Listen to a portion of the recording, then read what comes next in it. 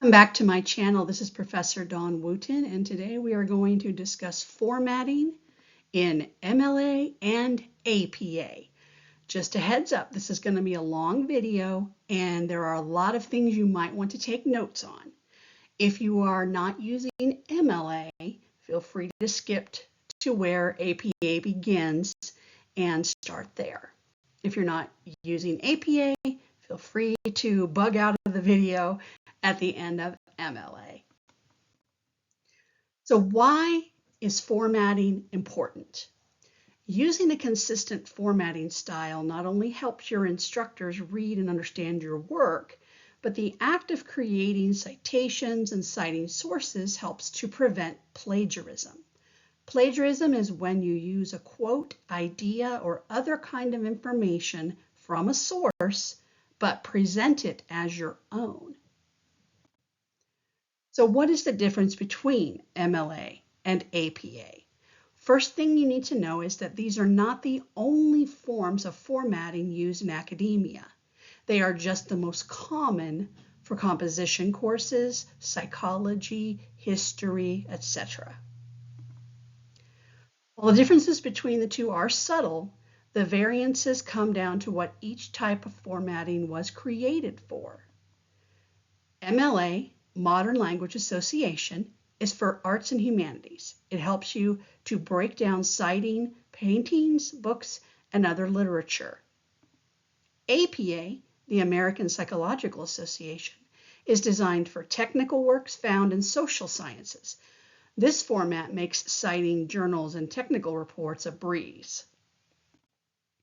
Before we get on the basics of MLA, remember, if you are not using MLA for your current assignments or classes, feel free to go ahead and skip ahead to APA. For basic formatting for MLA, you double space the text of your paper and use a legible font. For example, Times New Roman size 12. Whatever font you choose, MLA recommends that the regular and italics type size styles contrast enough that they are distinct from one another. The font should be a 12 point. Here is just a note. Most teachers would prefer Times New Roman or Arial. Other fonts are very difficult to read and do not create enough of a difference between regular and italics so that your titles for journals, books, etc. are clear. Leave only one space after periods or other punctuation marks, unless prompted by your instructor. Approximately 20 years ago, the standard was you would type a period, 2 spaces, and then begin a new sentence.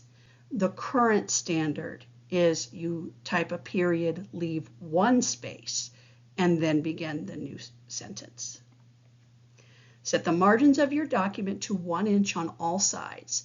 If you are using a current version of Word, then your margins are automatically set to 1 inch. However, if you have an older version of Word, 97 to 2003, the default for the margins is 1.5 on the side, and you will need to change that to 1 inch. Indent the first line of each paragraph 1/2 inch from the left margin. MLA recommends that you use the tab key as opposed to pushing the spacebar 5 times or 6 times or 7 times. It is literally just 1 tab. Create a header that numbers all pages consecutively in the upper right-hand corner, 1/2 inch from the top and flush to the right margin. Your instructor may ask that you omit the number on your first page.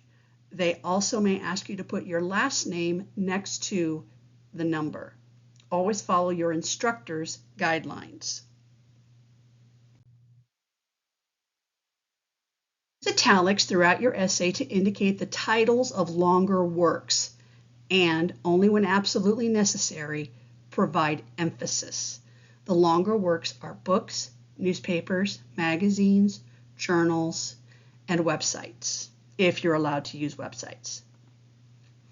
If you have any endnotes, include them on a separate page before your works cited. Entitle the section Notes, and the title should be centered and unformatted, meaning it should just be the regular font that you use for the rest of the paper, centered. Endnotes are not common in composition classes. However, they are common in the sciences. So if you do end up using notes, they go prior to your works cited page. Formatting the first page of your paper would be making sure that you have double spaced, that you've got proper margins, that you've included your page number, and that you have your name, the date, the name of the course, and the assignment designation in the upper left-hand corner. Do not make a title page for your paper unless specifically requested by your instructor or the paper is assigned as a group project. In the case of a group project, list all names of the contributors, giving each name its own line in the header, followed by the remaining MLA header requirements as described further. Format the remainder of the page as requested by the instructor. In the upper left-hand corner of the first page, list your name, your instructor's name, the name of the course, and the date. Again, be sure to use double-spaced text. Double space again, or just hit return or enter, and center the title. Do not underline, italicize, bold, or place your title in quotation marks. Write the title in title case using standard capitalization, not in all capital letters. Use quotation marks and/or italics when referring to other works in your title, just as you would in your text. For example, Fear and Loathing in Las Vegas as morality play, Human Weariness in After Apple Picking. After apple picking being the name of a text. Double space between the title and the first line of text. Again, that's just a single enter. Create a header in the upper right corner that includes your last name followed by a space and then the page number. Number all pages consecutively with Arabic numerals 1, 2, 3, 4, 1/2 inch from the top and flush with the right margin. Your instructor or other readers may ask that you omit the last name page number header on your first page. Always follow your instructor's guidelines. Let's move on to citations. And these would be not only the works cited citations, but the in-text citations. When deciding how to cite your source, start by consulting the list of core elements. These are the general pieces of information that MLA suggests including in each works cited entry. In your citation, the elements should be listed in the following order: author, title of source, title of container, and that would be the name of the journal, the book, the magazine, or the newspaper. Other contributors, version, if there's more than one, or for a book it would be considered the edition, the number, the publisher, the publication date, and location. When we say number, we're talking about volume and issue numbers for journals. Each element should be followed by the corresponding punctuation mark shown above. Earlier editions of the MLA handbook included the place of publication and required different punctuation depending on the type of source. In the current version, punctuation is simpler. Only commas and periods separate the elements, and information about the source is kept to the basics. Author. Begin the entry with the author's last name, followed by a comma and the rest of the name as presented in the work. End this element with a period. And here's an example. The location of culture would be the name of the book, written by Homi K. Bhabha. It was published by Routledge in 1994. For the title of the source, it should be followed by the author's name. Depending on the type of source, it should be listed in italics or quotation marks. A book should be in italics, such as The Hummingbird House. An individual web page should be in quotation marks, and the name of the parent website which MLA treats as the container, should follow in italics. So Susan Lundman posted how to make vegetarian chili as a page on eHow. A periodical, which would be a journal, magazine, or newspaper, should be in quotation marks. The title of the article should be in quotation marks. So, conflicting nationalisms, the voice of the subaltern in Masweta Devi's Vashai Tudu was the name of the article that appeared in Tulsa Studies in Women's Literature. A song or piece of music on an album should be in quotation marks. The name of the album itself should then follow in italics. Beyonce, Pray You Catch Me, in quotes, is the name of the song. Lemonade, in italics, is the name of the album. The title of the container. The 8th edition of the MLA Handbook introduced what are referred to as containers, which are the larger holes in which the source is located. For example, if you want to cite a poem that is listed in a collection of poems, the individual poem is the source, while the larger collection is its container. The title of the container is usually italicized and followed by a comma, since the information that follows next describes the container. So Jamaica Kincaid's poem Girl appears in the Vintage Book of Contemporary American Short Stories. That title should actually be in italics. My apologies for the typo. And then you have the editor, the publisher, the year, and the pages it appeared on. The container may also be a television series, which is made up of episodes. 94 Meetings is the name of an episode that appeared in Season 2 of Parks and Recreation. Container may also be a website, which contains articles, postings, and other works. Here we have DeWanda Wise's Why TV Shows Make Me Feel Less Alone. It appeared on the website NAMI, which this NAMI should be italicized. Again, my apologies. In some cases, a container might be within a larger container itself. You might have read a book of short stories on Google Books or watched a television series on Netflix.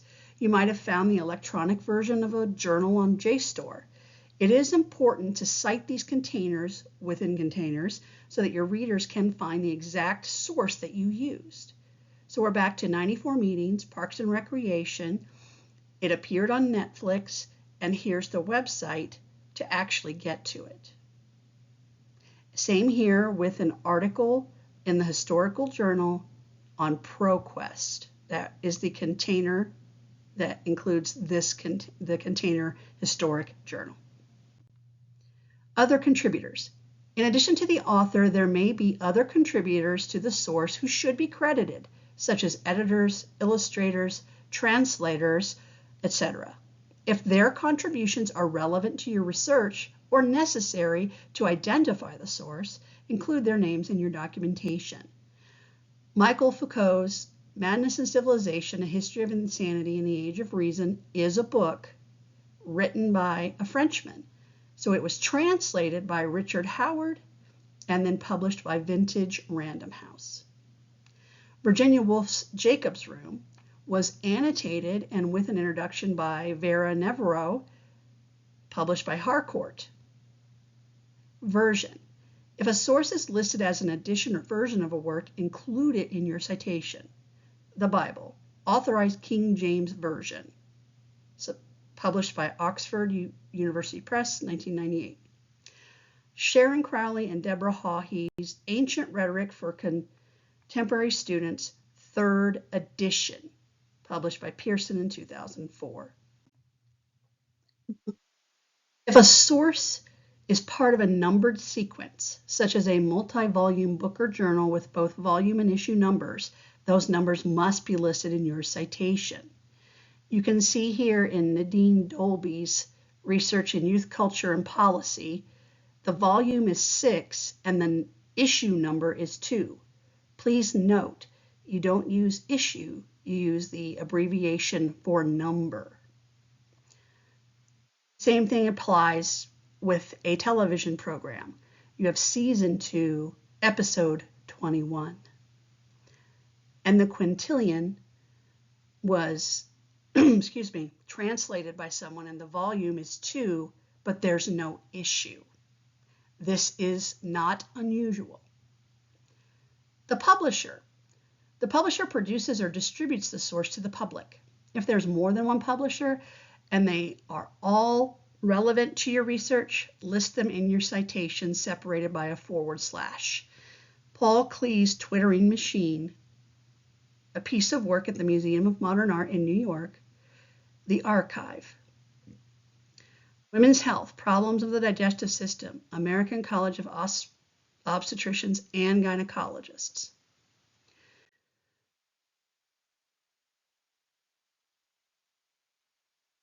Publication date. The same source may have been published more than once, such as an online version of an original source. For example, a television series may have aired on a broadcast network on one date, but was released on Netflix on a different date. Here we have Hush, an episode of Buffy the Vampire Slayer that originally appeared in season 4 in 1999. And that was probably broadcast television. However, that was probably Netflix. Hush, created by season 4, episode 10, WB Television Network. That is a broadcast network. Location. You should be as specific as possible in identifying a work's location. An essay in a book or an article in a journal should include page numbers, and they are the last thing in the citation. Use P period for a single page, PP period for multiple pages. The location of an online work must include the URL, but you can get rid of the HTTPS tag and just start with the www. When citing a physical object that you experienced firsthand, identify the place of location. Henry Matisse's The Swimming Pool, created in 1952, Museum of Modern Art, New York.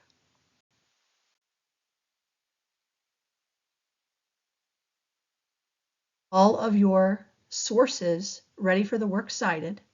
They must be in alphabetical order, and you must have all of the citations correctly formatted. Here we see 3 different kinds of citations.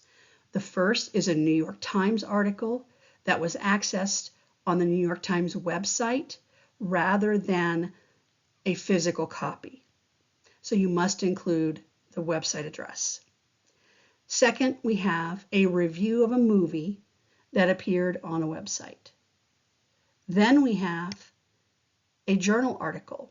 And remember, always include the volume and issue number, and you use VOL, all lowercase, period for the volume number, and NO, lowercase, period for the issue number.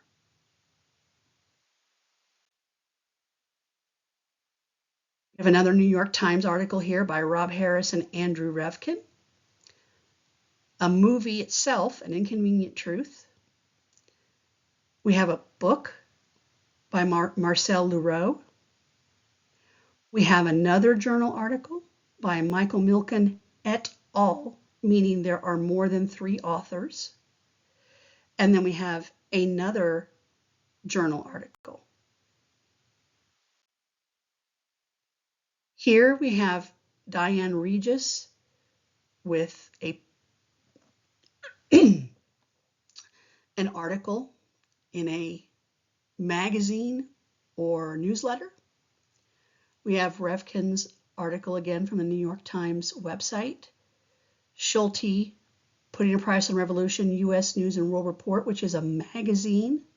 Oftentimes, magazines will not have a number for issue. They might have just a volume, or they could have no volume and just an issue number. Magazines also tend to have a full publication date, not just a year, so make sure that you're doing those correctly. Then we have another book. To APA. If you have any questions about MLA, I highly recommend that you visit the Purdue OWL website Simply go to Google and search Purdue OWL, OWL, for Online Writing Lab. Basics of APA.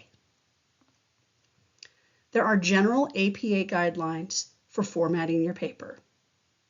Your essay should be typed and double-spaced on standard size paper, so as long as you're using Microsoft Word or another software for writing, you're fine. 1-inch margins on all sides. Again, those are automatically set in Word, so you don't have to mess with them unless you have an older version of Word. Include a page header, also known as a running head, at the top of every page.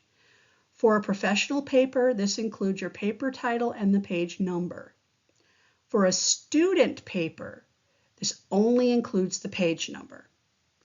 To create a page header or running head, insert page numbers flush right in the header. Then type title of your paper in the header flush left using all capital letters. The running head is a shortened version of your paper's title and cannot exceed 50 characters, including spacing and punctuation. Most composition teachers will not require the title in the header, but rather just the page numbers. Font. The 7th edition of the APA publication manual requires that the chosen font be accessible, i.e. legible, to all readers and it be consistently used throughout the paper. It acknowledges that many font choices are legitimate and advises writers to check with their publishers, instructors, or institutions for guidance in cases of uncertainty. Again, as stated prior, in academia, most professors will want you to use Times New Roman font size 12 or Arial size 12. While the APA manual does not specify a single font or set of fonts for professional writing, it does recommend a few fonts that are widely available. Again, for student papers, use 12-point Times New Roman or 12-point Arial. Yes, the APA guidelines say 11-point Arial, and for professional writing, that is correct. But if you're going to use Arial on a student paper, please use a 12-point font. The title page should contain the title of the paper, the author's name, that's you, the student, and the institutional affiliation. Where are you going to school? A professional paper should also include the author note. A student paper should also include the course number and name, instructor name, and assignment due date. Type your title in upper and lowercase letters centered in the upper half of the page.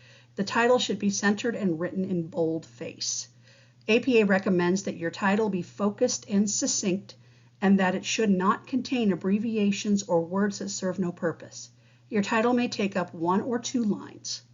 All the text on the title page and throughout your paper should be double-spaced. Beneath the title, type the author's name, your first name, middle initial, and last name. Do not use titles such as doctor or list degrees like a PhD. Now, obviously, if you're a student, you're not going to have those. Beneath the author's name, type the institutional affiliation, which should include the location where the author conducted the research. Again, that's just going to be the school that you're attending.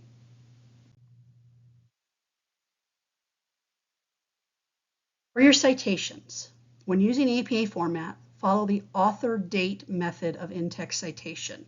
That means the author's last name and the year of publication for the source should appear in the text, like, for example, Jones, 1998 in parentheses, followed by a period. One complete reference for each source should appear in the reference list at the end of the paper. If you are referring to an idea from another work but not directly quoting the material, you only have to reference the author and year of publication and not the page number. On the other hand, if you are directly quoting or borrowing from another work, you should include the page number at the end of the parenthetical citation. Use the abbreviation P period for one page or PP period for multiple pages before listing the page numbers.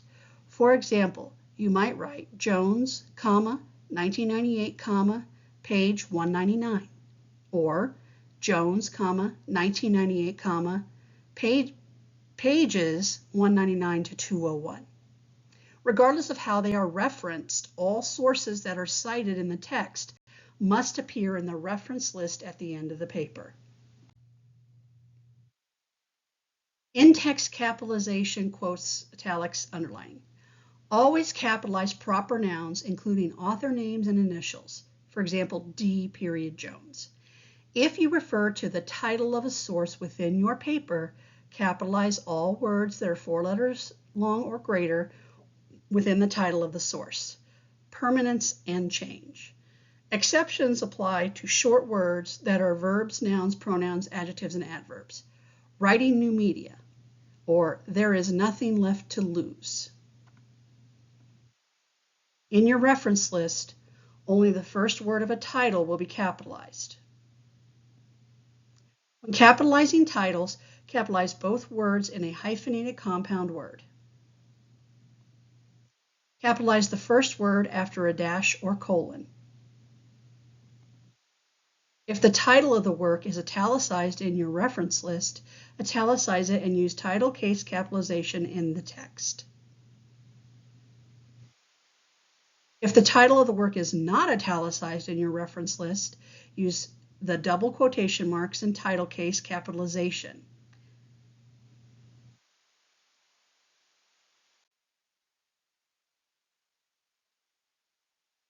If you're doing a short quotation from a work, you'll need to include the author, year of publication, and page number for your reference. Again, preceded by P for a single page, PP for multiple pages. You can introduce the quotation with a signal phrase that includes the author's last name, followed by the date of publication in parentheses. According to Jones, students often have difficulty using APA style, especially when it is their first time, page 199.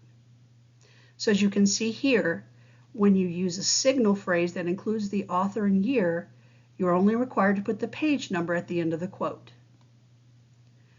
Jones, 1998, found students often had difficulty using APA style, page 199. What implications does this have for teachers?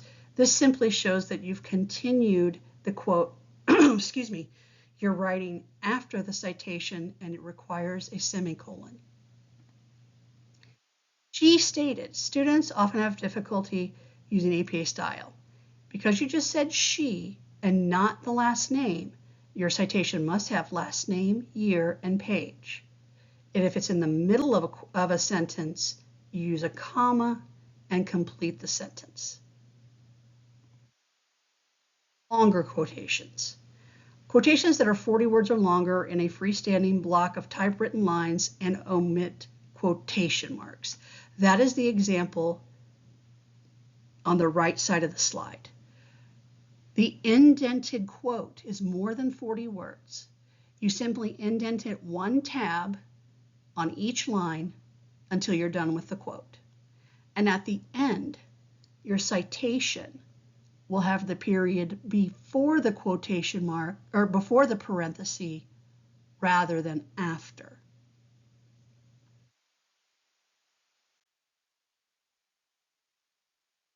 Quotations from sources without pages. Direct quotes from sources that don't contain pages should not reference a page number.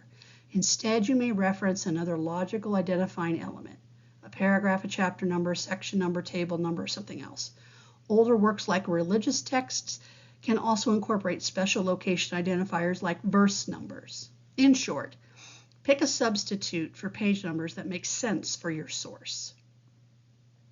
Jones, 1998, found a variety of causes for student dissatisfaction with prevailing citation practices. Paragraphs 4 through 5. That would be considered a substitute if you don't have page numbers.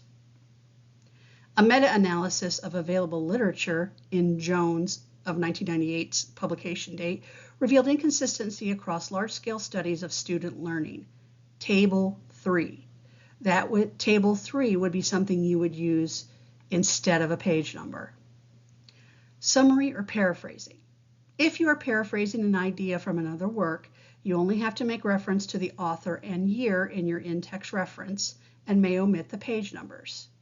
However, if you do, excuse me, use a quote, you have to use page numbers. APA guidelines do encourage including a page range for a summary or paraphrase when it will help the reader find the information in a longer work. So for example, according to Jones, APA style is a difficult citation format for first-time learners. So we don't have a page number there because you're paraphrasing. APA style is difficult citation format for first-time learners. Jones, 1998, page 199. A work by one author. The APA manual recommends the use of the author date citation structure for in-text citation references. This structure requires that any in-text citation, something within the body of your text, be accompanied by a corresponding reference and list entry. In the in-text citation, provide the surname of the author, but do not include suffixes such as junior. As Ahmed 2016 mentions. Ahmed 2016. These are both appropriate for a single author publication. A work by two authors. You must name both authors in either the signal phrase or parentheses every time you cite the work. Use the word "and" between the author's names within the text and use an ampersand in parentheses. Research by Wegner and Petty, and you see we use the word "and" there. If we use an in-text citation, we use the ampersand or the "and" sign. A work by three or more authors, you will list only the first author's name followed by et al. In every citation, even the first, unless doing so would create ambiguity between different sources. So we have Kernis et al., 1993, or using a signal phrase, Kernis et al., 1993, suggest. In et al., et should not be followed by a period. Only all should be followed by a period. If you're citing multiple works with similar groups of authors and the shortened et al. Citation form of each source would be the same, you'll need to avoid ambiguity by writing out more names. If you cited works with these authors, Jones, Smith, Liu, Huang, and Kim, Jones, Smith, Ruiz, Wang, and Stanton, they would be cited in text as follows to avoid ambiguity. Jones, Smith, Liu, et al., Jones, Smith, Ruiz, et al. Since et al. Is plural, it should always be a substitute for more than one name. In the case where et al. Would stand in for just one author, write the author's name instead. Unknown author. If the work does not have an author, cite the source by its title in the signal phrase or use the first word or two in the parentheses. Titles of books and reports are italicized. Titles of articles, chapters, and web pages are in quotation marks. APA style calls for capitalizing important words and titles when they are written in the text, but not when they are written in reference lists. A similar study was done of students learning to format research papers from the article Using Citations, published in 2001. There's no author, so you just use the first two words of the actual title. In the rare case that anonymous is used for the author, treat it as the author's name. Anonymous, published in 2001. In the reference list, use the name anonymous as the author.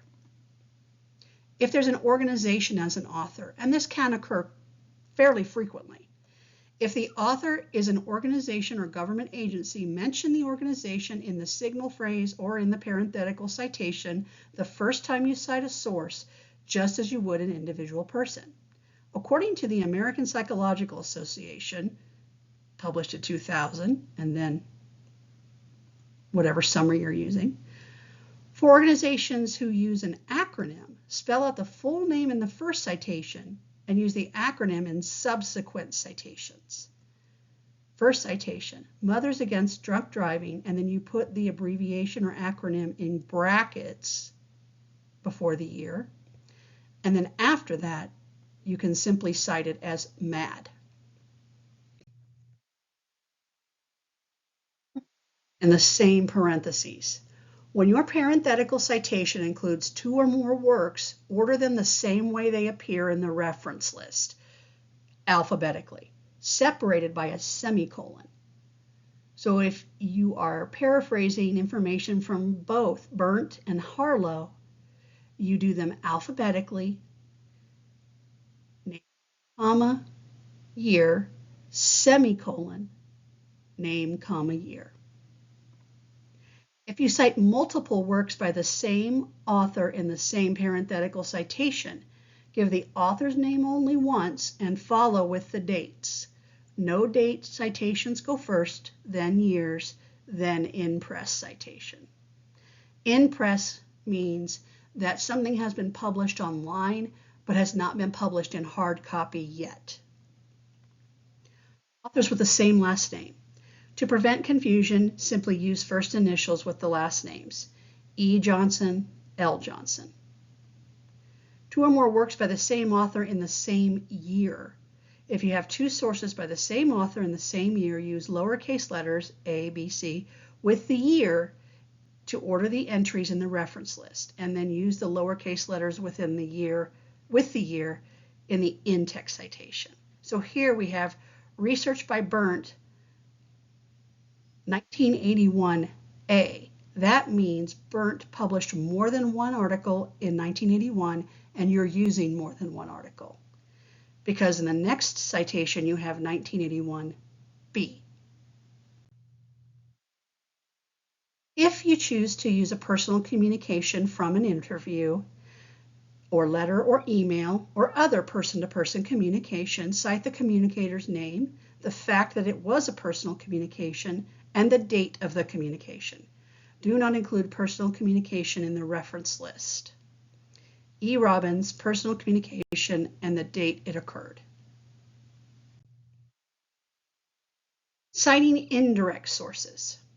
Generally, writers should endeavor to read primary resources, original sources, and cite those rather than secondary sources, works that report on original sources. Sometimes, however, this is impossible.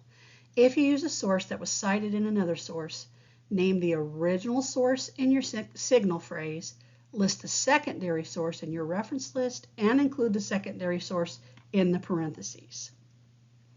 Johnson argued that, as cited in Smith 2003, this page, Johnson is the person that Smith is citing. Smith is the person whose article you are reading.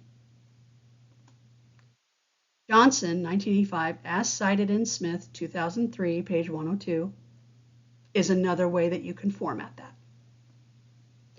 Electronic sources. If possible, cite an electronic document the same as any other document by using the author date style.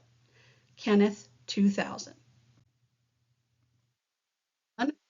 Unknown date. If no author or date is given, use the title in your signal phrase or the first word or 2 of the title in the parentheses and use the abbreviation ND for no date. Another study of students and research decisions discovered that students succeeded with tutoring. The name of the article was Tutoring in APA, but it had no date. Sources without page numbers. When an electronic source lacks page numbers, you should try to include information that will help readers find the passage being cited. Use the heading or section name, an abbreviated heading or section name, a paragraph number, or a combination of these. Para 1 is how you would cite for the first paragraph. If it is more than one paragraph, it would be PARAS period, and then the range of the paragraphs. According to Smith, 1997, Mind Over Matter section, paragraph 6. Never use the page numbers of web pages you print out. Different computers print web pages with different pagination. Do not use Kindle location numbers. Instead, use the page numbers available in many Kindle books or the method above. Reference List, Basic Rules. This resource, revised according to the 7th edition APA manual, provides fundamental guidelines for constructing the reference pages of research papers. For more information, please consult the Publication Manual for APA 7th edition. Most sources follow fairly straightforward rules.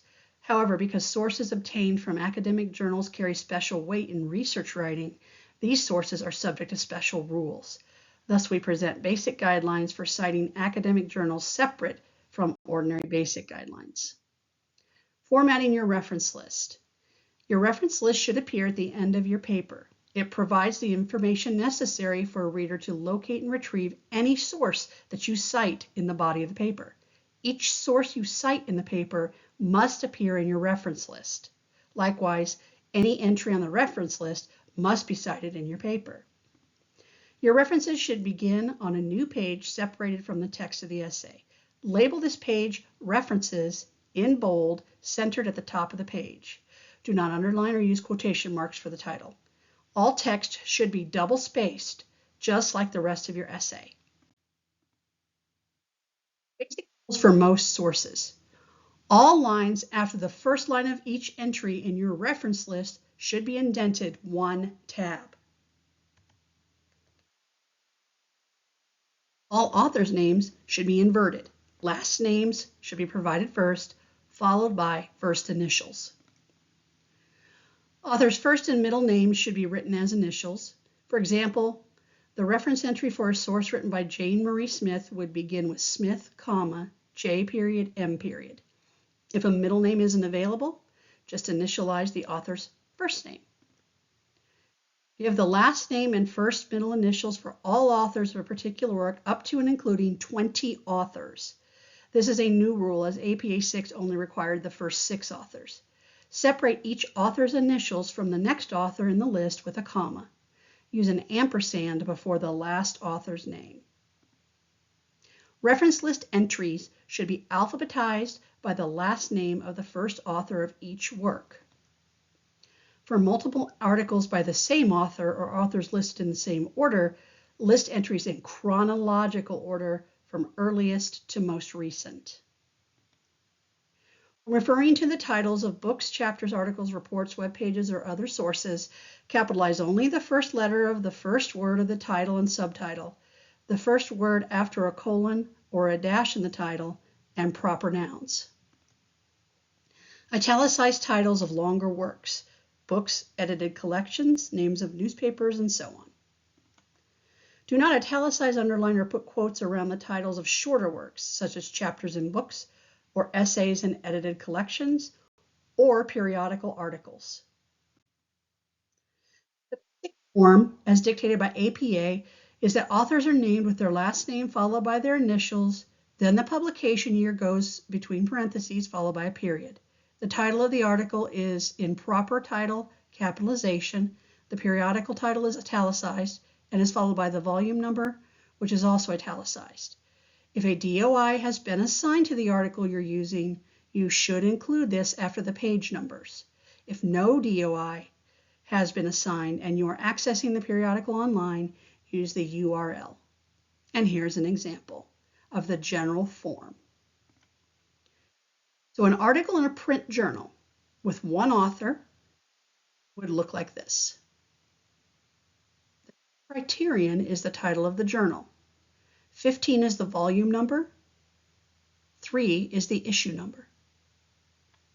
An article in an electronic journal will also include either a DOI or a URL.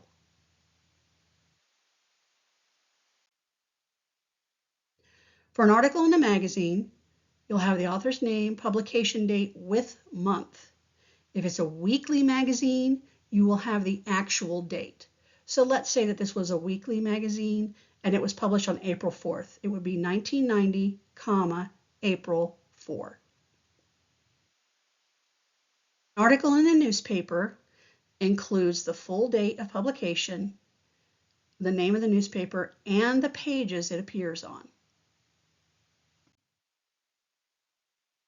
For books, you would do author, year of publication, title of the book, capital letter also for the subtitle if there is one, publisher name, and then DOI if available.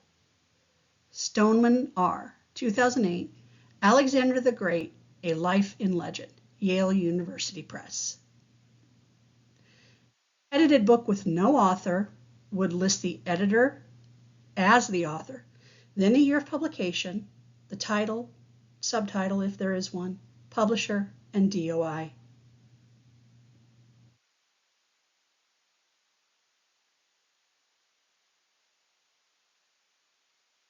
Edited book with an author or authors. We'll start with the author or authors, year of publication, title of the work, then editor in parentheses, then the publisher and DOI or URL. Translation will include the author, year of publication, title of the work, and then it'll be translator with TRANS period in parentheses, followed by the publisher, original work published year, because if it's a translation, it's probably not the same year, and then DOI if available.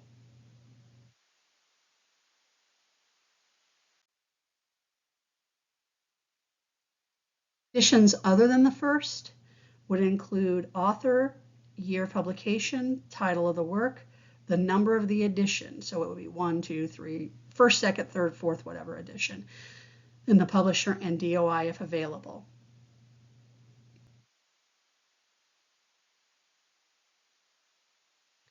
An article or a chapter in an edited book, you would have your author or authors, title of the chapter, in with the editor's names, title of the work, pages of the chapter, publisher, and DOI.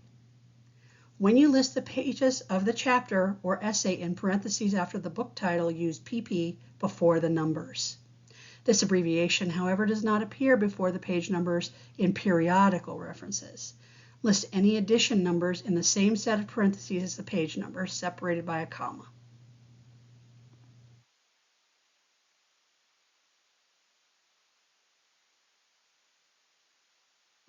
Volume work would have the author, year of publication, title of the work, which volume number it appeared in the set, publication or publisher, and DOI.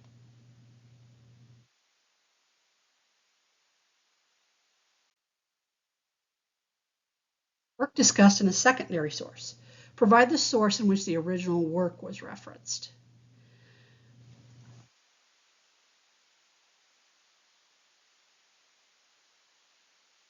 Dissertation abstracts. The 7th edition of the APA manual does not provide specific guidance on how to cite dissertation abstracts. Therefore, this citation models that of a journal article, which is similar in format. However, please ensure that your instructor is willing to accept an abstract from a dissertation as a source, since dissertations are written by students.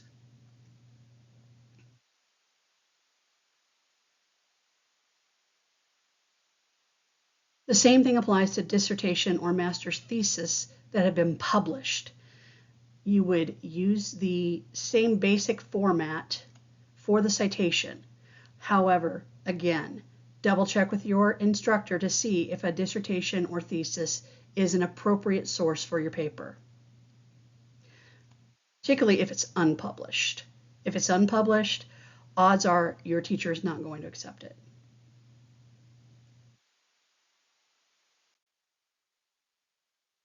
A federal or state statute or a law.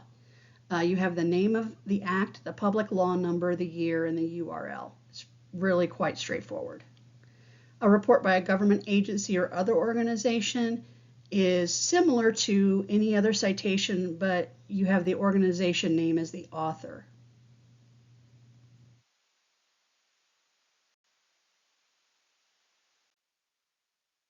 A report by an individual author at government agency or other organization, you'll have the authors, the title, and then you'll also have the organizational name with the URL. Odds are there will not be a DOI, it will be a URL. Conference proceedings can be used. Again, double check with your professor to see if they will accept it. and it's simply the name of the presenters or the editors, the year it was presented. Title of proceedings means what conference were they at. Publisher would be where you found it, and then the URL for that location. This is a sample reference page. It shows you that references is centered and bolded. The citations are in alphabetical order. First lines are at the left margin. Subsequent lines for any single citation will be indented one tab. You may also set a hanging indent for that.